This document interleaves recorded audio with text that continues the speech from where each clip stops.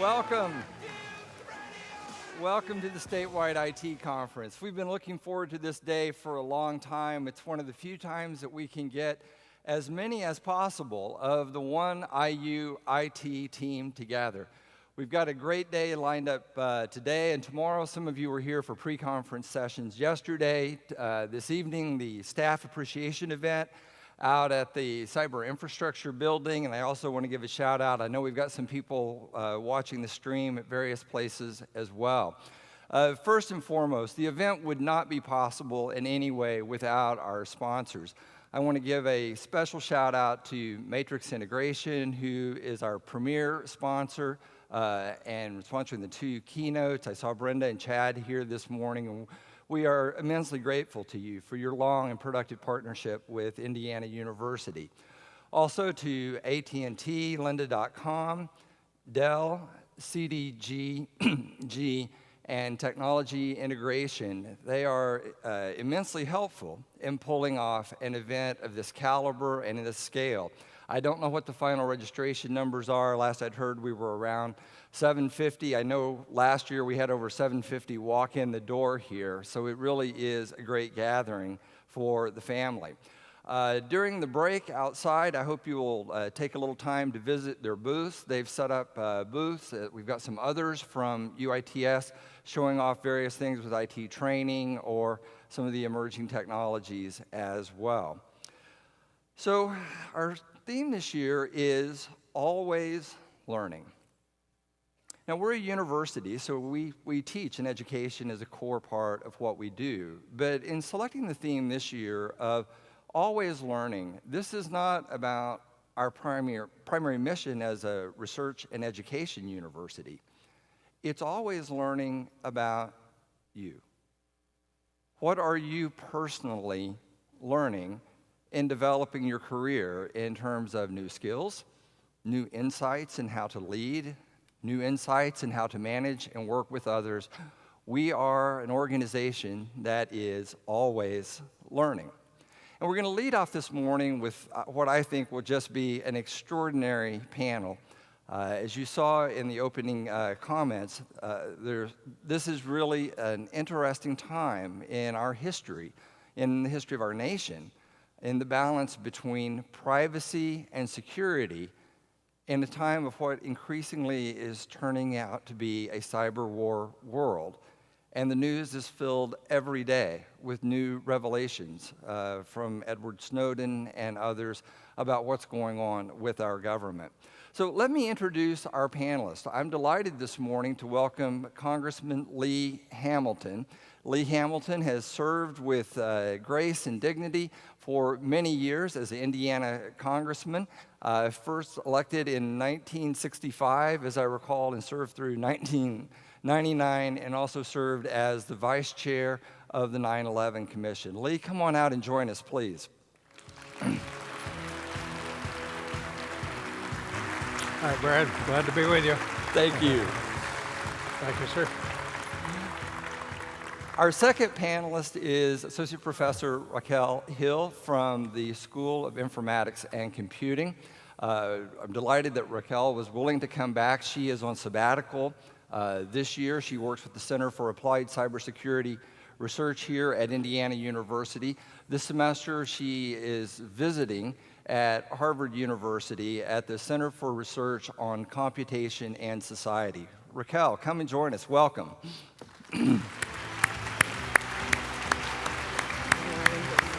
Thank you very much. And our third panelist needs almost no introduction. Professor Fred Cate from the Maurer School of Law, also the director of the Center for Applied Cybersecurity Research, and a number of titles that would reach pretty much from here to the Indianapolis airport, where you will find him many days en route to somewhere in the world or Washington, D.C. Fred, come and join us.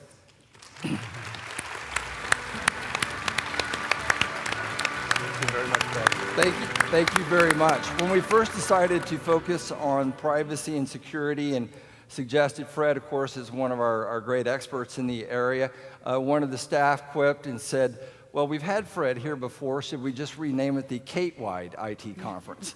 and I said, no, we'll stick with the classic naming. There is so much going on. My role today is simply to serve as moderator as we hear from our panelists. This topic of privacy, security, and increasingly what seems cyber war, as Richard Clarke wrote about, the news seems to be filled with something every day. So, Congressman Hamilton, perhaps an opening comment. What's on your mind as you see an unending chain of news stories about these topics? Brad, thank you very much. I'm delighted to be with all of you this morning. Can't see any of you, but I'm delighted to be with you. And of course with Raquel and Fred. Let me make several comments very quickly. First of all, I have to acknowledge a certain ambivalence about these massive monitoring and surveillance techniques. I cherish a zone of privacy. I get upset when people invade my privacy, but at the same time, I recognize that the threats and the vulnerabilities to our government are real, and that there are legitimate reasons for government to monitor cyberspace. I do not think we should abolish the NSA programs. On the other hand, I don't think we've had nearly the checks and balances on those programs that we should have had. I'll get into that in discussion. A second point would be that this surveillance monitoring is a massive extension of government power. It is without precedent in my lifetime and in yours. All of this collection of data is unbelievably sophisticated. The activities of the NSA have expanded much faster than its judgment. And what has astounded me is that it has so little public debate or discussion. The secrecy and the passivity and the timidity of the United States Congress is simply astounding. These programs have been in development for almost a decade now, and members of Congress, some of whom better informed than others, have not seen fit during that period of time even to have a public debate. They've kept it secret. I don't approve of that in any way. The congressional overseers of the intelligence community have been captivated, if not captured, by those they are supposed to be supervising. The next point is that my chief concern in all of this is the potential for abuse. You may be willing to concede, I am not, that those who have conducted these programs have conducted themselves carefully and correctly. But even if that is true, the potential for abuse here is unlimited. And once you give government power, that government rarely relinquishes power. So we have to think here in a very long time frame, not just right now, but decades in the future, and the potential for abuse is large. The next point is the policies are not basically going to change. Every day now you read about it in the paper, the Congress is doing this, that, and the other. I'll shorten this comment, Brad, but the basic point is the policy of massive collection of data will not fundamentally change. There are a lot of reasons for that. I'll not go into them. There's beginning to be more stirring of debate now. You read about it in the paper this morning, but it's still not close to any kind of congressional action. Now, what can we do in all of this? Well, we can ask the right questions. Can the scope of these intrusions into people's lives be minimized? Can we collect all this data is it necessary to collect it? If we do collect it, can we do it with less intrusion? We need greater oversight. We need greater transparency. We need more information. We need more public debate. And we need more constraints on these programs. Power that is secret is dangerous. Power that is secret should be avoided. If it is necessary, then it must be subject to the constitutional balances, and that means review by the Congress, by the judiciary. Both the Congress and the judiciary have been very slack in their overview of these programs. The final point would be simply this, that I think that with the vast expansion of intelligence agencies, with the aggressive exploitation of these intrusive powers, with the astounding surveillance and monitoring capabilities that government now has, with the excessive classification of public information, you and I are confronted with an unprecedented challenge to hold government accountable and to constrain its reach into the lives of all of us. The price of liberty is eternal vigilance. Thank you.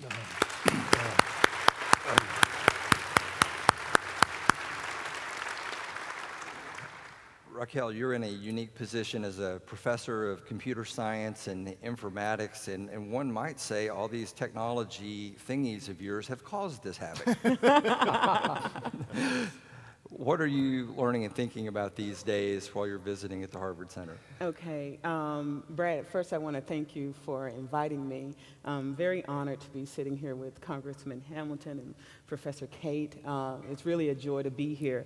As I've been reviewing all of the information that has been revealed by the documents, there are 3 points that I want to make, and they're all tied to core security principles. The first is confidentiality, and basically what confidentiality ensures is that only authorized individuals are able or allowed to access information.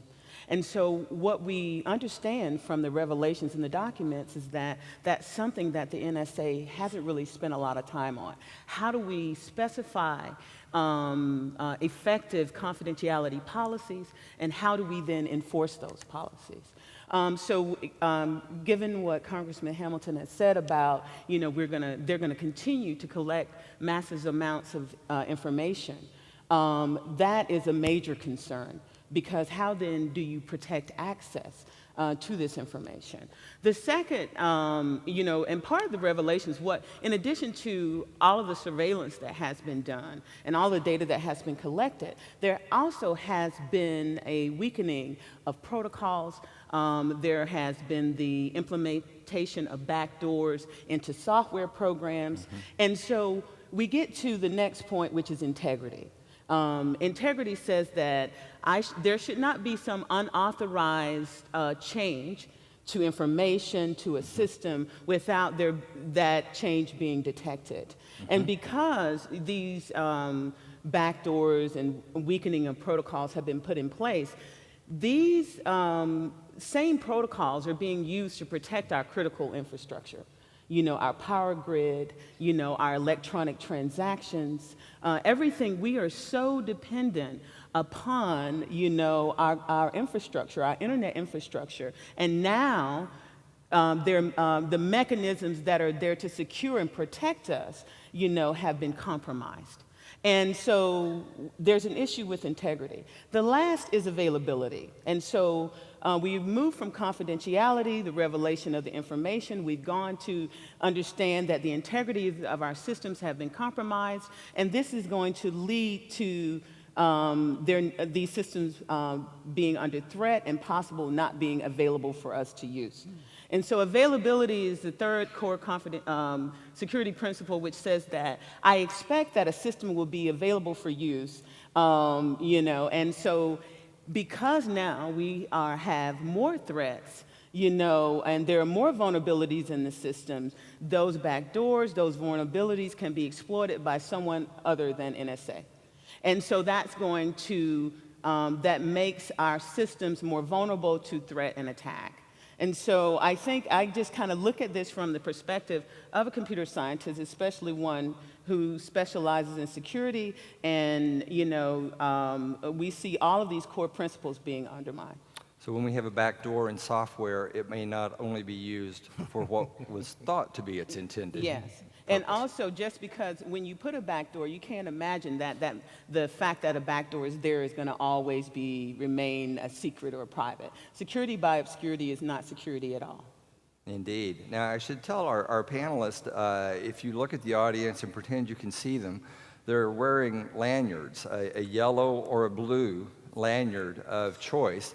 And I could say that the debate here is, would you like more privacy or would you like more security? And the answer, of course, is yes. So the better way to frame the question is, are you more willing to give up security to protect your privacy, or are you more willing to give up privacy to protect your security? The yellow cords are those who prefer, they will give up some security because they want their privacy. The blue lanyards are those who would give up some privacy to protect their security. So we get a little of a realistic vote if we could see the audience.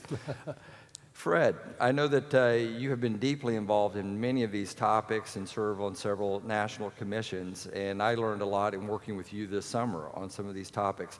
What is on your mind today in this area? Well, first of all, thank you for having me back, and thank you for letting me share the stage with such distinguished colleagues. I do miss the Cate is great signs. I keep looking for them, and already I feel my enthusiasm flagging in the absence of them. But at least I don't have to look at Shell is swell signs, and that's something to be grateful for. I'm worried about everything, but to be brief about it, I worry most here about the process and the trajectory. So let me take them in reverse order. The trajectory, as I think Congressman Hamilton's already noted, is only towards more surveillance. We're going to have more data available, more granular data, more digital data, and if the NSA can collect what it collects today, by interpreting the law as it does, to say even though our focus, as given by Congress, is to collect data for foreign intelligence purposes and only in connection with an authorized investigation, but we interpret that to mean everything we can get our hands on about everybody. As you well know, everything about everybody is only going to increase, and I suspect increase exponentially. And so if we don't deal with this issue today, when we're talking about metadata, when we're talking about surveillance of foreign phone calls, when we're talking about PRISM and collection of email, we're not going to have dealt with it when we're talking about biomedical information or transactional information with financial credit cards and our bank accounts. So the stakes are only going to get higher with this trajectory. The other concern for me is the process, and that is we have pretty clearly documented that the Director of National Intelligence and the head of the NSA and other senior officials have lied to Congress, have lied to the American public, have told what the Director of National Intelligence later characterized in an interview as the least untruth. Well, you know, I don't know, if you were raising children, would you feel comfortable with that notion? I've taught them never to tell anything but the least untruth possible. I don't think we would accept it. I wouldn't accept it from a student in a classroom, and I certainly don't accept it from a senior government official. And I think we need to worry that if we have seen the current set of oversight structures and mechanisms such as the US Congress circumvented in this very aggressive way, what happens in the future when we may have people acting either with less goodwill or acting where they believe that a particular threat is more immediate? And so I worry about the trajectory, but I also worry extensively about the process. So one theme I hear from Congressman Hamilton through Raquel and Fred is a bit of a statement of who will watch the watchers in this, with backdoor and oversight and such. So I'd like to ask the audience, how many of you have some direct role in securing systems in some way, in managing oversight, security systems, networks? So we've got a lot of hands going up. So Fred and I were discussing this this summer, and I want to walk through a scenario. Fred, under the law, and Lee may want to comment on this as well, under the law today, let's say one of our technicians is approached at Starbucks and someone says, "Hello, I'm from the NSA," and starts to request things. What does the law say that person can or cannot do? Well, the law has actually been somewhat improved in this area in recent years. Initially, the view of the legislation as interpreted by the Bush administration was one of absolute secrecy, so that as provided the person established their bona fides, and it would probably be an FBI agent, he would have a badge, that at that moment, if you were capable of producing the information requested, you were required by law to do so, and to do so without consulting anybody else. Yeah, I want to drive that point home.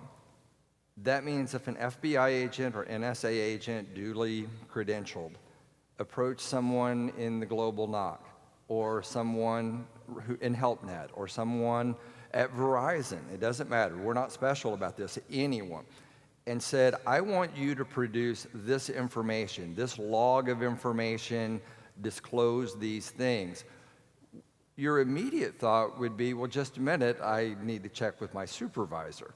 So this is the evolution Fred's talking about. Walk us through what the roles are and the law for that person, because this could happen to any of you, and frankly, it may have happened to you, and I would not know.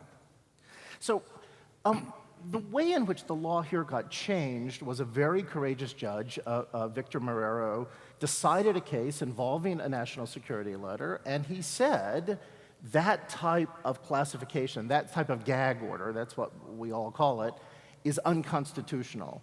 And he really threw down the gauntlet to Congress because he said, I'm going to strike down the entire statute unless you deal with this issue. So he therefore said, I'm going to take the entire process by which this type of information surveillance takes place by compulsory authority with an employee. So Congress changed the law then, and for the past 4 years the law has been that you can consult legal counsel as well as anybody necessary to present the information. And as a result, IU has changed its policy, and I think most companies and universities have done the same. Anybody served with a piece of paper saying you have to produce something now shares that piece of paper with the general counsel. Right, and again, to put a really fine point on it, and then I'll invite comment from our other panelists. If you were approached by a government agent and they said, Dave Gents here, Dave runs Associate Vice President for Networks, and said, Dave, I want to see these things. So Dave may go, well, my guys do that, but I don't even have a password to log into those things. So if Dave said, I better come tell Brad about that, he is violating the law and subject to penalty. Is that correct? That is correct. Unless you are necessary or unless you're counsel. And they all know I don't have a password. So Dave could go to one technician in Global NOC or HelpNet or the School of Business, wherever he would need to go, and say, here's a legal order, we need to produce these things. So the minimum technical people required to produce the information, and Dave could go directly to General Counsel Jackie Simmons. Jackie cannot call me, is that correct? That is correct, unless you are necessary to provide the information. Can Jackie tell President McRobbie? It's not at all clear under the law that that would be permitted, because he is presumably at his level not necessary. I doubt if he has the passwords to all of these accounts. And he's not a lawyer, so he's not part of legal counsel. So the way the law currently reads, and certainly the way it is interpreted by the Obama administration, is you tell your lawyer. Your lawyer can consult other lawyers, but cannot go outside of the legal chain other than to people who are necessary to produce the data. Yeah, and I think this situation speaks to what Lee was talking about in terms of lack of oversight, Raquel talking about checks and balances in this situation. Lee, how did we get to a situation where we've got a law? I suspect many of you are incredulous about this, as I was when I really looked into it and understood the role of the FISA courts more on these matters. How did we get to this situation? You get to the situation you want to be in if those in the official responsibility do the job they're supposed to do, which they haven't been doing. The FISA courts have been extremely lenient. The national security people have co-opted the judges. Now, the judges are good people, they're good lawyers, but they're not skilled in national security matters. And when the government comes in and makes the argument, I've been there, they just overwhelm the judges on national security grounds, and the judge doesn't want to step into this. He doesn't know much about it, or she doesn't know much about it. So as you know, in almost every single case, they have approved the request. Okay, what has to happen? They have to really grill these lawyers from the government. You have to get a counterpoint of view, which you have not had in the FISA courts. That's right, if I may interject. So the FISA court today, there is a government advocate for why this should be done, And no adversary. and no adversary saying, no, this is inappropriate. So the courts have to toughen up, and they have to look at alternative ways of doing this, and they have to be alert to protecting privacy and civil liberties, and they have to ask the questions that a constitutional lawyer would ask. How do these powers of government impact the privacy and civil liberties of the people? So that's number one. Number two is the Congress itself. The Congress needs to be much tougher and give much more scrutiny to all of these powers, which they basically have not done for 10 years. I don't see how you get a better balance between liberty and security without a much more robust role by the Congress of the United States in setting out the parameters, in setting out some constraints. This news that we've all been captured with this week about the Chancellor of Germany's phone being tapped, who gave the power to do that? Well, we'll never find out, I'm sure of that, but that is a case where they have the power to do it, so they go ahead and do it, even though it violates every sense of decency in dealing with another country.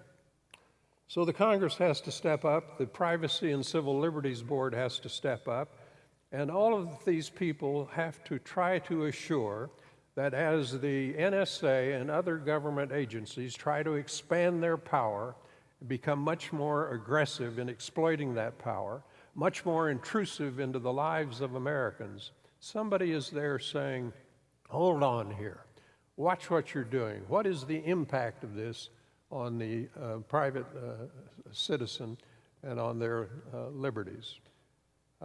The administration will argue that we have effective oversight. And as Fred knows, he's working on one of the committees involved. I'm willing to grant that the administration does its best or has done its best to try to give some oversight. But in our constitutional system, that is not sufficient. The executive branch has its internal oversight, but we have a government of separation of powers. And that means power has to be checked. And it has to be checked by the legislative branch, it has to be checked by the judicial branch, and if it is not checked, then it becomes a secret power and a dangerous power. And to this point, Congressman, if the notes here are correct, I had the staff pull together a bit of a timeline of some of these events. In 2007, August 3rd, 2007, Congress passed the Protect America Act, which expressly extended some of the Patriot Act to involve obtaining foreign intelligence information with the assistance of communication service providers and others outside of the U.S. So there was an expansion, but I suspect we had no expansion of oversight commensurate with it at that time. You have very vague statutes, Fred, you can support me on that, I think. And the NSA has just run wild with it, and the courts have accepted the interpretation. Even the chief sponsor of the legislation, Jim Sensenbrenner, Republican from Wisconsin, very able lawyer, I've known him for many years, he drafted the statute. He says that the NSA has run wild with it, and the courts themselves have said that they have been misled in times past. So yes, indeed, we have to crack down here on these powers. So let's pivot to the personal privacy aspect. And again, I'm going to be very local about this. Universities and academic institutions, we've long had a history of openness and respect of members of the community and some boundaries on things and policies and such. And I'll lead with you, Raquel. What are our reasonable expectations of privacy within the university today?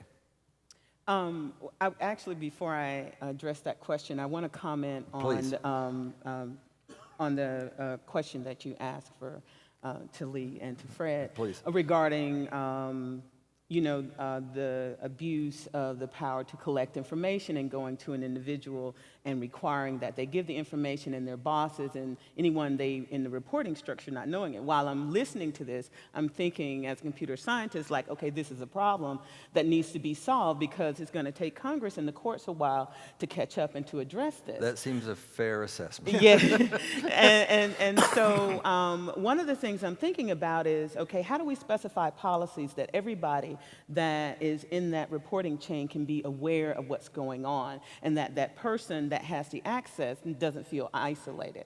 Okay, one way to do that is create specify a policy that says that if anyone needs this level of access to this amount of information, this will be can only be authorized or accessed by multiple individuals. Some checks and balances. Some checks and balances, and to enforce that, we can use something like threshold cryptography, where I need K out of some number of N people in order to give me part of the credential that's needed to give you access to this information. So in the meantime, while we're waiting on Congress and while we're waiting on the courts to come up to speed, we can at least specify and enforce policies that make everyone more aware. Now, back to the question that you just... Yeah, the reasonable expectation of privacy in a university community. In a university community, what's the reasonable expectation of privacy? And am I speaking as an employee of a university? You're speaking as a member of the academic community. Okay, I'm a at Harvard and at Indiana University. Within an academic setting, I think I see the resources that are being provided to us, within the academic setting as something that will allow us to do the work that, we are there to do. Mm-hmm. So I totally separate, my personal and private life from, what I'm doing at the university. So should I be able to give your dean your times of log in and log out so he'll know if you're really working? Should I be able to read your email because I'm not really sure about you? Well, you know what? I think now that is a violation. If there is, for some reason, that you think that I'm doing something where I'm exploiting things, if there's evidence that you had that I need to be investigated for some reason because I'm, maybe I'm selling university secrets or I'm violating some copyright law, I've created some software and I'm trying to do something that violates that copyright. There's some reason for you to investigate me. But just on a regular, what I feel with regards to, I'm being watched, and if there's that lack of trust in my ability, then I think that maybe I should be dismissed. This is what, so if there's that lack of trust that would cause you to have me under surveillance constantly, no one wants to, you can't work and thrive and create in a watched state. So it's an interesting situation that we find ourselves in here. Speaking just, crassly by the law, if you are an employee of General Motors, you're using General Motors systems. General Motors owns those systems, and what's your expectation of privacy as an employee of General Motors using their systems to conduct email? Zero, probably, in the end, reality. Universities, we think about that a bit differently. So we have an entire regimen of policy. Mark could probably quote the policy number. If somebody believes that we need to go look at Fred's email or your email or something, there are a number of trigger events that have to happen. Council would be involved before we would open that door. But what's your expectation of privacy if you use Gmail or Microsoft 365? Brad, Lee. I want to comment on your observation about the culture of openness at the university, which I think is correct, and I'm very pleased you have that culture. But it is very, very contrary to the culture of the NSA. Yes. and to the national security community. Now, these are good people, they're patriotic people, they're able people, but their set of mind is, I know the threats to the United States government, I know the tools that we have to deal with those threats. We have to do this in secret. We cannot let it out into the public, and we're not going to share secrets. Trust us. We can protect your national security. Now, that argument is not totally bad. There are secrets that government must keep. And to some extent, they are protecting us. Let's don't miss that There point isn't as any well. doubt at all that this enormous mega data vacuuming of information is an important tool in fighting threats to the United States. That's why I said I wouldn't abolish the program, as some people will advocate. It's not going to happen, but they'll advocate it. But the culture of the university and the culture of the national security community are totally different on this question. And they wouldn't put it this bluntly, I will, they really don't care about your privacy and your civil liberties. They have an overriding responsibility, and that's the protection of the American people. That's a very important responsibility, and by golly, they're going to do that job. And if it means that they're collecting all sorts of data on Fred and Raquel here, and on you, Brad, tough. We need it for the national security of the United States. That's a clash, and it's a very, very difficult one to resolve. What I am saying, basically, is that over the past 10 years, we have not gotten the balance between security and privacy right. We've got to continue working on that. And we've got to recognize their merits on both sides here, that we have to do a much better job in getting the balance right. And from my point of view, at least, that means a little more respect for the privacy and the civil liberties of the people, and a little tougher attitude on why do you need this information? And is there a way you can get that information without being so intrusive into the lives of people and institutions? So I heard a quote on Sunday morning, one of the talk shows, and I didn't have time to chase it down, its proper attribution, but the quote went something like, "Never before have our lives been so transparent to our government, and at a time when our government has become increasingly opaque to us." I thought that was an interesting comment, and it is a very reasonable debate about these matters that were going on. Fred, Lee speaks to this big vacuuming up of information. We know this massive data center is being built in Utah, or is already online, I believe. Could you speak to some of the things that are being vacuumed up? Yeah, happily, although with great regret, because if you think about almost every aspect of our daily lives is now captured in some digital format. And so we carry a smartphone with us that's broadcasting our location. We use key cards to swipe in and out of places. We record all of our information digitally. And all of that information is being captured someplace. And therefore, when the government comes in and says, we want to get it, they can get the granular detail, every purchase, everything you've looked at online, every place you've driven in your car, every place you've taken your cell phone, every email you've sent, every conversation you've had that's been captured in digital format. In all of these settings, we're giving up that type of data, that type of granular information. And so now I see we're giving up even more. You don't mind if I record this for the big vacuum cleaner, do you? Well, if you're going to, I feel like as long as the playing field is level, we can go ahead and do this. Oh, so as long as we're mutually armed, it's okay. I think that's right. It may be mutual assured destruction, Okay. but at least Lee, we'll you're at a disadvantage both here. be able to do it. I think we're both at a disadvantage. The key challenge here, I think, and I think the comments we've already touched on have gotten there, and that is, it's not, the data are going to be there. We're fighting up an impossible action if we say, I don't want the data. The data, we love the technologies, we love the convenience and efficiency, and there are many places in which we love the data.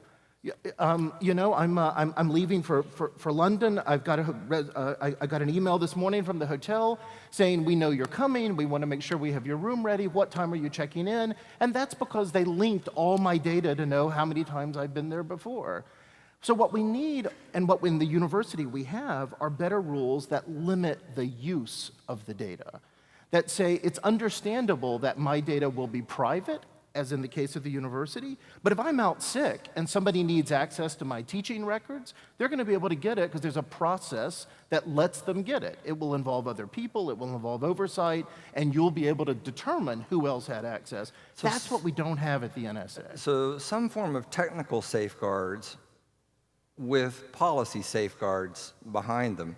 And a bit to Raquel's point, how would we manage those technical safeguard pieces in ways that don't fall just prey to another part of Lee's thing, who's going to watch the watchers when they have them. So, we spent a lot of time in the spring and going into the fall. Many of you saw the New York Times was hacked, Bloomberg, the Washington Post, and the Wall Street Journal. 4 major cases of hacking all became public in about the January-February timeframe. Mandiant, which is a security firm, did work for each of them, and it published what it called Advanced Persistent Threat 1. It's a detailed report. It's public. If you just Google Mandiant and APT1, and the essential conclusion of this, it's detailed down to the IP number, dates, times, server logs, and such. Its conclusion, whether you believe it or not, is that much of these things that are going on, perhaps not directly everything with New York Times and such, but is state-engineered cyber war, state-engineered activity. This is not some rogue guy in, some country trying to crack your bank account, though some of that may be going on, to penetrate utility systems that may manage our water and things like that, or servers here at Indiana University. And it expressly documented, as did the New York Times, that compromises of security at universities, because of our tradition of openness, were often used as a staging ground to then go and attack the assets that they were really after. So this is a time in terms of law, policy, and cybersecurity itself that this time is different. The scale of it, we've always been concerned about security and securing systems and all. Raquel, is there anything on the horizon that you see that may make our technological abilities to deal with these risks better, or are you a bit pessimistic? Because as I read the other day, the computational cracking of the RSA algorithms and such is, moments away. See, and that goes back to what I was saying about introducing vulnerabilities into the system and our ability to protect them. I think that we definitely need to spend more time on looking at stronger protocols and creating stronger protocols. But another thing that we should do is, have heterogeneous systems. The systems shouldn't all be the same. We should not always be using the same components, because if there's a vulnerability in one component, it will not exist in the other if you are using different software, you're running a different operating system. But if I use Facebook for this thing and LinkedIn for something else and Google Plus for this thing, but I integrate them and link them all together. Oh my goodness, don't do that. Well, the thing is, you're talking about applications that you want to use, okay? Like social media applications. I think that, and I'll get on my sandbox just for a little bit here. We share too much, we overshare. And even although we're concerned about our privacy, we're still sharing. Although we say that the mechanisms are not in place to restrict access to the data that we're sharing, we're still sharing. Although we have high privacy concerns and we're very aware of the risk, we still share because we're kind of addicted to the technology and it's providing us with something that we want to use. It's just like getting a security warning constantly about the certificate for this website cannot be verified, but because it has some information that we want, we do a click through. And so, that becomes the issue. So when you get into social media and you start telling me about linking, don't leak. I'm just working on... I'm not on Facebook. Lee. Brad, the vulnerability that you mentioned are real. Our electrical systems, our communication systems, our financial systems are all very vulnerable. Now, the Congress began dealing several years ago with a cybersecurity bill. They haven't been able to agree on it. They've been able to agree on very few things, and they didn't agree on that. So the president puts out an executive order, and people criticize the president's executive order, usurping power and so forth. But he had to act, I think, in the national security interest. But the sharing point is important here, because a lot of our vulnerability is not government-owned, but is privately owned. Mm-hmm. The government has been asking the private sector to share information more as to their vulnerabilities and as to their systems. The private sector has been saying, we don't want to share that information, not in every case, but often, because we're protecting our proprietary interests. And so without the sharing of information, you cannot resolve these vulnerabilities. Yes. NSA, I've been critical of NSA, but NSA has remarkable technological know-how. I think superior probably to any place else in the country. And they can help all kinds of institutions, including universities, to protect themselves against vulnerabilities. But it does require the sharing of information. And that's not the easiest thing to get people to do for all kinds of valid reasons, Raquel, in this country. But the vulnerability is real. These people in Washington that are very national security conscious are not dreaming things up. No. They're genuine threats to the security of the United States. Well, as the Mandiant report documented, and I think the most telling thing about all the documentation in here, those who work in our security organization have known these things for a long time. That this level of detail was made just generally public. It tells you where they're at and what they know that is not yet being made public along these lines. One of the tweets to the large vacuum cleaner in the sky, it asked the panelists, have any of you worked in the defense industry or have top secret clearance? Yes. Fred is yes. Have I worked? Yeah, worked in defense industry or held top secret clearance. Or, I'm sorry? Or? Top secret clearance. Oh, yes. Yes, in Lee's capacity, certainly. He has done so, yeah. But now he's going to have to kill you, so we're sorry about that. After what I've said this morning, they'll consider me a security risk. One of our audience asked, what does the panel think of NSA's methods to break or to circumvent encryption standards? Raquel? I think this is, this goes back to the question that you raised to the audience about, do I want to give up a little bit of my privacy to be more secure? And I think the security has been, kind of limited to the threat of a physical attack on the U.S. But what we're not thinking about, or that conversation is not being made about the cyber war and the fact how devastating that can be. If you look at Richard Clarke's book, Cyber War, he talks about if you're going to strike, if you're going to be the first to strike in a cyber war, you're going to be the one to win. Because if they shut down all of our communication systems, which every aspect of our life depends on, there's no way to attack them in a cyber way. We have to go physical at that particular point. And I don't think that because this, this cyber war is not something that we have felt, before. We haven't had our power grid totally taken down, across the U.S. But that's what can happen. we will feel it all across, this country. So I think there needs to be that conversation about what is the impact of actually a cyber war. We know what happens when there's a physical attack, but with regards to the weakening of protocols to allow us to gain access to more information, is that making us more secure when we look at the whole expanse of security and, not just the physical security of a bomb or a threat or an airplane going into a building, but just our everyday livelihood, our food system, our water system, our power system, our banking system. If you were to go to the bank and you can't get access to your money, what's going to happen?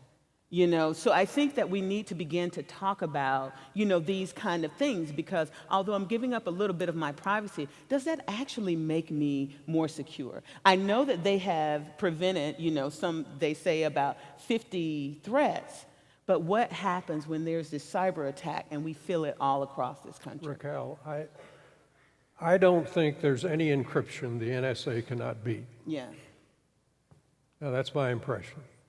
And now, they may not be able to do it instantaneously. It may take them a while, but they'll crack it. But it's taking them less time every day. And if the NSA can crack any encryption, someone else will be able to do it also. Yeah, anyone who's been a victim of identity theft, professional, criminal, organized identity theft, you know what a disruption to your life it is to go restart with your bank, see credit card problems and credit reporting bureau matters for a long time, or fraudulently find that someone's created a driver's license for you in some other state, and these things continue. Encryption and cryptography really are the basics of what we trust going across a network, and when we can no longer trust them, what happens next, Fred? Well, I think, first of all, you've highlighted a problem we've got with the NSA, because the NSA has these twin missions. One is to secure our government's infrastructure. The other is to penetrate other institutions' infrastructures. And what we've always worried about is that they would use information about known vulnerabilities, and rather than fix them or disclose them, they would keep them so that they could use them for their other mission to penetrate others. What we didn't know is that they would be creating vulnerabilities of their own so that they could use those to penetrate others. So one issue here might be splitting out that mission so that we actually have a federal agency thinking about cybersecurity, not using cyber vulnerabilities for other important missions. I think a second point, which has been highlighted across the panel, is although the threats are in many ways technological or exploit technologies, they are fundamentally human. And if you look at every single successful institutional level threat, it has involved a human vulnerability. There is not a single purely brute force attack that has exfiltrated significant valuable data.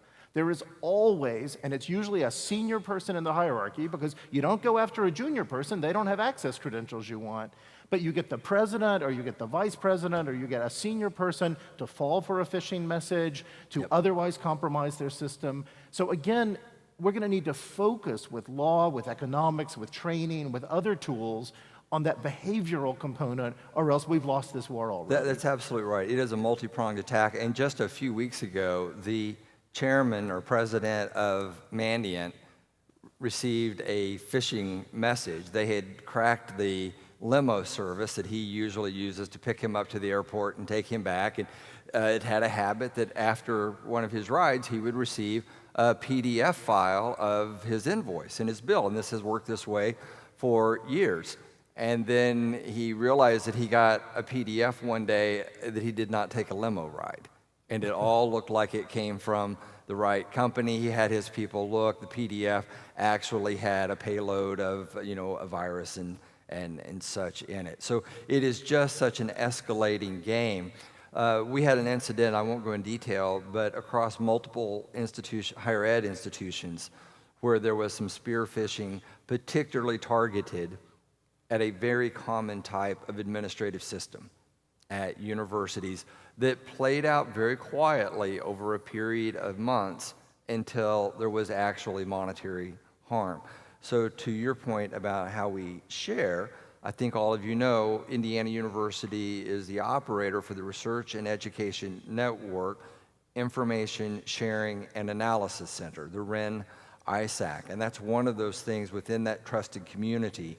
We were able to get the word out to other universities to watch for these particular kinds of things happening. But engineering the human behavior so that some professor of law, for example, doesn't just open a message and do something, that's one of our tough challenges. We are in our closing moments here. I'll ask each panelist, this is a group of information technology professionals by and large. Can you give them 30 seconds? What's your parting advice to them? And I'll start with Fred and we'll come back. Well, I would say, particularly ending on the security point, the key thing is to remember it is a process. It is an evolutionary process. And so we will never draw a line and say, we've done it, we've taken care of everything. And it's keeping in mind that constant sense of evolution of threats, evolution of tools, evolution of responses. That's going to be the only way we stay up, much less ever get ahead. Raquel? One thing that I would say in my closing remarks is just to be vigilant with regards to staying on top of what are the new advances, what are the new threats, and think of ways how you can diversify your infrastructure so that you're not just dependent upon, one system or one particular software stack, one operating system, one application. One cloud company? Yeah, one cloud company. But diversification of infrastructure, I think, is very important. Congressman.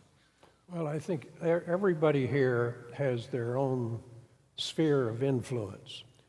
And I think, you're highly respected in what you do. You're very knowledgeable about these things we've been talking about. And I think from you, the message has to be that we need to get a better balance between security and privacy. And in order to get that better balance, we need more oversight by the courts and by the Congress. We need more transparency. We need more public debate. We need more information. We need modest restraints or constraints on the programs we have. And I hope that's the message that you can convey in your community. I think we have a real threat to the way of life, if you will, we have in this country and have had for hundreds of years because of this expansion of government power. And I think we have to not abolish it, but constrain it, keep it within constitutional bounds, and get that balance correct. And it is our actions as citizens, as members of the academic community that shape and reshape those values over time so they can be inherited by the next generation. I will note in the tweet stream that it was only the blue lanyards who tweeted to the vacuum cleaner in the sky. The yellows chose to maintain their privacy. Thank you for joining us for this morning panel. We will take a 30-minute break. We have refreshments in the foyer. Our sponsors are there. Please come back at 10:30. We have an extraordinary session teed up with Anish Chopra, and he will be great. I will see you at 10:30. Thank you to our panelists.